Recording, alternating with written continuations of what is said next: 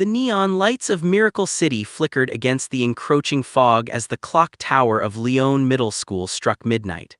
It was a time when the boundary between the living and the land of the dead grew thin, and tonight the air tasted like ozone and dry bone. In the center of the school gymnasium, Sartana of the dead stood, her skeletal fingers tracing the grooves of her mystic guitar. Each chord she struck sent a shiver through the floorboards, raising minor skeletons from the hardwood.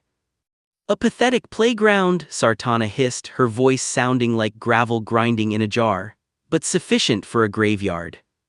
Watching from the rafters, Frida Suárez adjusted her grip on Manny's stolen belt. Her blue hair stood on end, charged by the dark magic in the room.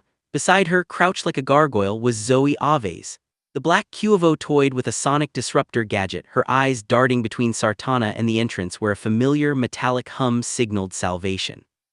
"You realize if we don't stop that guitar, your mother's vulture nest is going to be the first thing she redecorates with ghosts?" Frida whispered, her voice tinged with her signature rebellious grin. Zoe scoffed, a flicker of a smile appearing beneath her mask. "My mother Vultura is currently locked in a heated argument with Grandmommy Aves over whether a turkey or a vulture looks better in a shroud. They aren't helping. We're on our own, frenemy." Suddenly, the gym doors were kicked off their hinges. Rivera, looking every bit the refined librarian, stepped forward. Her left hand glowed with the blinding light of her mystical glove. Behind her, Grandmommy stood, knuckles cracked and ready, looking as sharp as a razor. "Sartana," Maria said, her voice commanding the room, "you've forgotten the rules of Miracle City. There's no checkout policy for the afterlife here."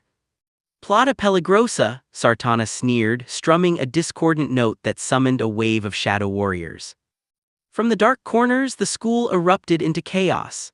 Cindy Slam charged ahead, her aggressive style clashing with the incoming skeletal horde, while Penny Plutonium frantically typed into a wrist computer, deploying a hover turret that sprayed glitter-infused glue. "Now Frida," Manny's voice drifted up from the bleachers. Frida didn't hesitate. She leaped from the rafters, wrapping the belt around her waist. A golden light engulfed her, transforming her into La Tigresa. She landed with a feline grace, claws extended, raking through the ghostly music notes Sartana projected. "Buena girl," Frida shouted. Buena girl vaulted over a desk, her posture perfect, landing the Buena bulldozer of truth squarely into a group of reanimated statues.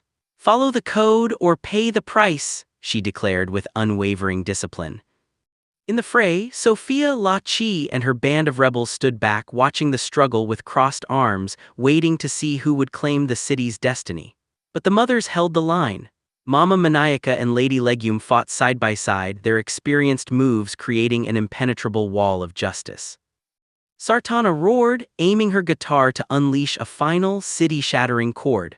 But she hadn't accounted for history. Grandmommy lunged, swiping the guitar with a speed that defied her age while Maria activated her suit, the silver light of Plata Peligrosa binding the mystic skeleton in a cage of pure energy. As the guitar fell silent, the skeletons crumbled into piles of dust. The gymnasium grew quiet, save for the heavy breathing of the fighters. Irma, the school's masked bus driver, pulled her vehicle up to the shattered gym doors, honking rhythmically. "School's out for the night, kids, and stay away from the cemetery on your way home." Frida deactivated the belt, her blue hair falling back into its messy style as she smirked at Zoe. "Same time next week." Zoe tucked her sonic screamers away, eyes flashing. "Only if you admit my gadget was the one that stunned her first." Maria sighed, smoothing her hair back into a librarian's bun while Grandmommy simply patted Manny on the head. In Miracle City, tomorrow was just another day, but for tonight, the balance had been kept.